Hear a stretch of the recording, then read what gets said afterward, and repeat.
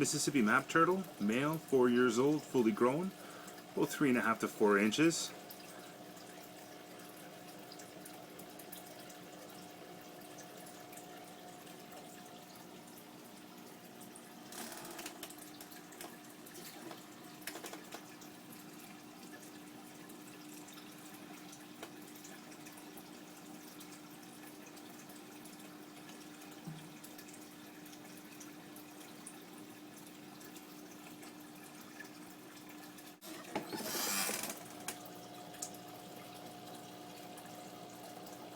He's a little nervous about getting on the rock when I'm around.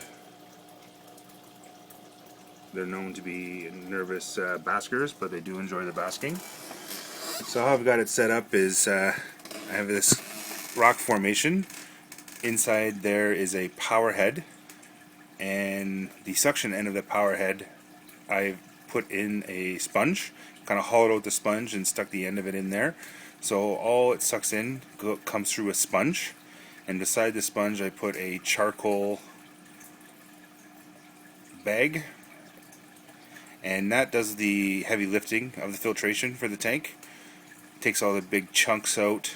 It does a good job on clarity as well, but mostly I have that for the big chunky stuff. It sucks it all in. As well, that green tube you can see sticking out on the bottom right corner is actually where the water comes out. And it comes out of there pretty quick. And the good thing about that is Mississippi map turtles are river turtles. So they like, on top of really clean and really oxygenated water, they also like a current in there. So the water just zips right out of there. And he really likes to sit right in it. He likes to sit in front of it, and then you can see it, you know, rushing right by him. He seems to really enjoy that.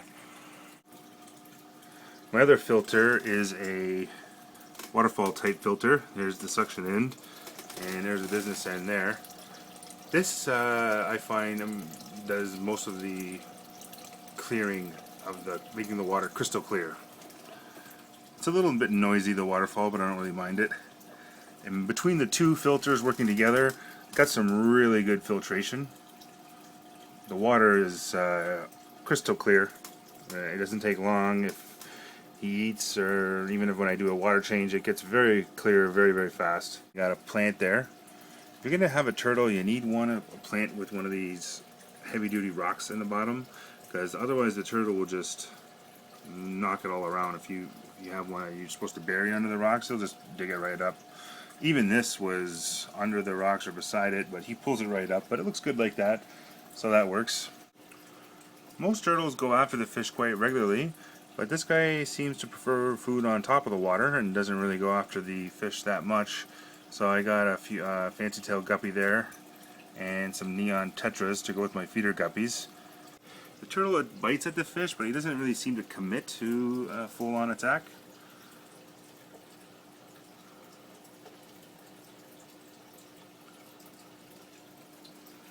Got my heater in there to keep the water at about 73. Low 70s is what you're looking for. As far as lights go, I've got 3 lights. It's more than you really need, but this side of the tank was a little dark, so I got that other light there. This one is a heat light, which directs the heat at the basking area. Then I've got 2 UVB ReptiGlow bulbs, and that keeps the tank nice and bright, and he needs the UVB to process the calcium in his diet. So that's really, really important. Just something to note about turtles. Basically, the better care you have with the turtle, the better care you provide, the longer the turtle's going to live. And obviously the happier he's going to be.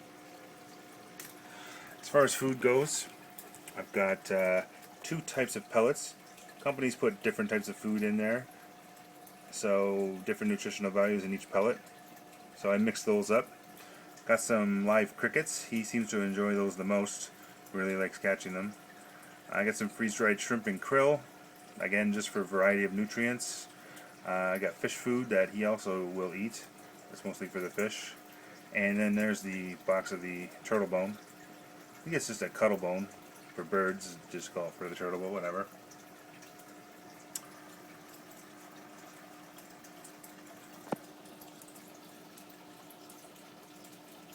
your basking area for the turtle is going to want to be big enough for him to move around on, and so for it'll be different temperatures.